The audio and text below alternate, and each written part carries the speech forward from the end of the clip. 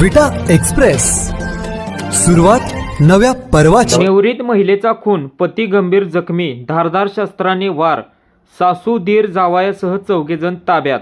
नमस्कार, विटा express news मध्ये आपल्या सर्वांचं सहर्ष स्वागत।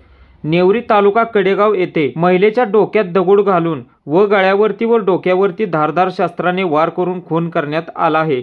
महिलेचा पती व चुलत दीरावरतीही वार केल्याने तेही गंभीर जखमी झाले आहेत। प्रियंका अजय महाडिक वय 25 असे खून झालेल्या महिलेचे नाव आहे।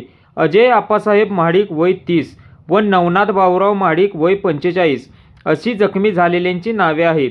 ही घटना शनिवारी सायंकाळी घडली असून अजय यास विटा येथील खाजगी रुग्णालयात दाखल करण्यात आले आहे।